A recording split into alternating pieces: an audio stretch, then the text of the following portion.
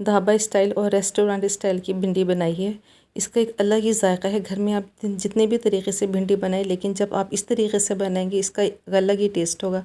घर की चपाती के साथ, तंदूर की रोटी के साथ और पराठे के साथ तो बहुत ही मज़ा देगी। चैनल पे अगर नए हैं तो पहले से सब्सक्राइब कर लीजिएगा और आपको वीडियो पसंद आती है तो इसे लाइक और शेयर ज़रूर कर दीजिएगा। इसमें बिल्कुल भी लेस नहीं है और थोड़ी ही देर में हमने बना कर तैयार कर ली है। बहुत ही सॉफ्ट और बहुत ही क्रंची बन के तैयार हुई है। चलिए आइए देखते हैं हमने इसको किस तरह बना ली है। 300 ग्राम भिंडी है, हमने इसके तकरीबन आधा इंच के टुकड़े कर लिए हैं। बहुत ही अच्छी और फ्रेश भिंडी है। जो इसमें भिंडी सख्त निकला है उसको बिल्कुल अलग कर लीजिएगा। और एक बड़ा साइज़ का टोमेटो ले लिया है मैंने, इसके लिए इतना टोमेटो काफ़ी होगा। और एक बड़े साइज़ की प्याज ले ली है, इसको मैंने मोटा सा इसको स्लाइस कर लिया है। इसको बहुत बारीक स्लाइस नहीं करना क्योंकि ये घुल जाएगा अगर इसको ज़्यादा बारीक स्लाइस करेंगे तो। हाफ़ कप ऑयल के अंदर मैंने हाफ़ टी स्पून ज़ीरा पहले लाइट ब्राउन कर लिया। अच्छा से जब इसकी प्यारी सी खुशबू आने लगी इसके अंदर, तो हम कटी हुई प्याज इसमें डालेंगे।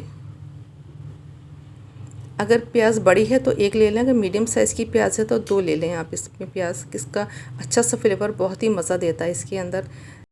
मीडियम फ्लेम पे हम प्याज को फ्राई करेंगे। इसको बिल्कुल ट्रांसपेरेंट सा करना है, बिल्कुल भी ब्राउन नहीं करना। स्पैचुला से आप ये स्पून से इसको दानों को अलग अलग कर लें ताकि अच्छी तरह से सिक जाए।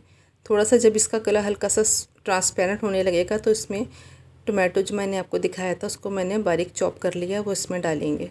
इसको अच्छी तरह से मिक्स कर लेंगे। फ्लेम को बदस्तूर मीडियम रखेंगे, मीडियम से थोड़ा कम रखेंगे इसको। और इसको अच्छी तरह से मिक्सअप कर देंगे ताकि जल्दी से हमारे टमाटर सॉफ्ट हो जाए। इसमें जितना मैंने नमक डालना है इस पॉइंट में मैं इसमें नमक शामिल कर दूंगी और अच्छी तरह से मिक्स कर दूंगी ताकि टमाटो अच्छी तरह से सॉफ्ट हो जाए, इनका जूस निकल आए और ये जल्दी से गल जाएं। इसको मैं थोड़ी देर के लिए ढक के रख दूँगी। तकरीबन 3 से 4 मिनट में हमारे टमाटो सॉफ्ट हो गए थे बिल्कुल। ये देखें अच्छा सा भुन रहे हैं ये। और मैंने इसको स्पैचुला से दबाया तो देखिए तमाम टमाटो जो है ना मैश हो गए। बिल्कुल इसका मैश हो जाना, इसी पॉइंट पे मैश करना है हमने इसको। अच्छी तरह से हमने इसको दबा के अच्छी तरह से इसको प्रेस करके अलग कर लिया। अब बीच में थोड़ा सा मैंने दायरा सा बना दी। इसमें थोड़ा सा मैं मसाले डालूँगी इसके अंदर। इसमें मैंने हाफ़ टी स्पून हल्दी डाली है और हाफ़ टी स्पून कुटी हुई लाल मिर्च डाली है इसके अंदर। मिर्च अपने टेस्ट के मुताबिक डाल लीजिएगा। मुझे इसमें और भी मिर्च डालनी है, लिहाजा मैंने कुटी हुई मिर्च हाफ़ टी स्पून डाली है। इसको दरमियान में हल्का सा मैं भून लूँगी ताकि मसालों का कच्चापन ज़रा ख़त्म हो जाए ऑयल के अंदर। थोड़ा सा भूनने के बाद फिर सारे मसाले के अंदर मैं मिक्स कर लूँगी, टमाटो के साथ भून लूँगी अच्छी तरह से। बहुत ही मज़ेदार और बहुत ही लजीज ढाबा स्टाइल की भिंडी तैयार होती है। अब मसाला अच्छे से भुन गया है टमाटर के अंदर और ऑयल भी सेपरेट होना शुरू हो गया है। फ्लेम दस्तूर मीडियम टू लो रखेंगे, बहुत तेज़ फ्लेम पे इसको बिल्कुल नहीं पकाना।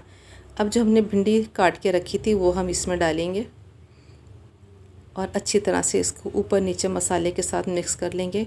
और मैंने 2 हरी मिर्चें, चूँकि ये तेज़ वाली हरी मिर्चें मैं इस लिहाजा मैंने 2 ही डाली हैं इसमें काट के। आप चाहें तो इससे भी ज़्यादा डाल सकते हैं क्योंकि हरी मिर्च का फ्लेवर इसके साथ बहुत ही मज़ा देता है। ये इसकी भिंडी ऑयल में इसी के साथ प्याज के साथ फ्राई हो जाएगी। और देखिए कितना ज़बरदस्त क्रंच और सॉफ्ट भिंडी बनकर तैयार होगी। इसकी खुशबू, इसकी जायका और इसकी लज्जत तो क्या ही लाजवाब होगी। अच्छी तरह से जब हमने इसको गर्म कर लिया भिंडी को, अब फ्लेम को और ज़्यादा कम कर दिया, मीडियम टू लो कर दिया है। और तकरीबन 5 मिनट के लिए हमने इसको दम दिया था। भाप में ही गलाना है इसको और आहिस्ता आहिस्ता फ्राई भी करते जाना है साथ साथ। 5 मिनट के बाद मैंने इसको ऊपर नीचे पलटा है ताकि ऊपर की भिंडी नीचे और नीचे से ऊपर हो जाए। और मसाला देखें कितना प्यारा सा खुशनुमा सा हो गया। थोड़ी सी भिंडी टेंडर हो गई है ये। अब फिर दोबारा इसको से मैंने फैला दिया और फिर 5 से 7 मिनट के लिए मैंने इसको दम दिया है। तकरीबन थोड़ी देर के बाद मैंने फिर इसको खोला। अब आप देख सकते हैं अच्छी तरह से ये गलने की तरफ आ गई, लेकिन एक बहुत ही मामूली सी कसर इसमें रह गई है और बिल्कुल भी इसमें लेस नहीं है। आप देख सकते हैं कि कहीं से भी इसमें लेस पता नहीं चल रहा है। बहुत ही लजीज, बहुत ही खुशबूदार और बहुत ही कम मसालों से एक लाजवाब डिश बनकर तैयार होगी। मैं आपको ये चेक करा देती हूँ। ये देखें कितनी अच्छी सी गल गई है, लेकिन एक हल्का सा क्रंच बाकी है इसमें। वो सिर्फ 3 या 4 मिनट के दम से बिल्कुल ठीक हो जाएगा। देखिए अब मैंने 2-3 मिनट के बाद इसको खोला है। देखिए माशाल्लाह कितनी ज़बरदस्त बन के तैयार हुई है। और टमाटर की, प्याज और ज़ीरे की और हरी मिर्च के साथ भिंडी की खुशबू तो क्या ही मज़ा देती है। चलिए इसको डिश आउट कर लेते हैं। इसका कलर देखें, एक एक दाना बिल्कुल अलग अलग है, कहीं से इसमें कोई लेस नहीं है। और कितनी बेहतरीन से ये बनकर तैयार होती है। थोड़ी सी हरी मिर्च मैंने और गार्निशिंग के लिए ऊपर से डाल के इसको हल्का सा दम दिया था। अगर आपको हमारी वीडियो पसंद आती है तो इसे लाइक और शेयर ज़रूर कीजिएगा अपने फ्रेंड्स में, अपनी फैमिली मेम्बर्स में। अगर आप चैनल पर नए हैं तो इसे सब्सक्राइब कराना भूलिएगा। और बहुत अच्छी वीडियोस देखने के लिए हमारे 110 फूड को ज्वाइन कीजिएगा। ये देखें कितनी माशाल्लाह ज़बरदस्त, का कलर कितना शानदार है और महक कितनी शानदार है। एक एक प्याज का दाना अलग है, भिंडी का दाना अलग है। चलिए इसे टेस्ट कर लेते हैं। मैंने चपाती के साथ इसको टेस्ट किया था और ये देखें माशाल्लाह से कितनी अच्छा सी ये भिंडी बनी है। ढाबा स्टाइल की भिंडी की बात ही क्या है। घर में बहुत सारे तरीक़े हैं भिंडी बनाने के, लेकिन जब आप भिंडी को इस तरीके से बनाएंगे तो बहुत ही लाजवाब ये भिंडी बन के तैयार होगी। आपको ये वीडियो पसंद है तो इसे लाइक शेयर और सब्सक्राइब ज़रूर कीजिएगा। अपने फैमिली और फ्रेंड्स में भी शेयर कीजिएगा। ये देखिए मैं इसको हरी मिर्च के साथ थोड़ा ट्राई करती हूँ। अगर आप हरी मिर्च लवर्स हैं तो बहुत ही मज़ा देती है, हरी मिर्चों का टेस्ट बहुत ही आला आएगा इसके साथ। फिर मिलेंगे किसी अच्छी नई रेसिपी के साथ। Thank you for watching. अल्लाह हाफिज़।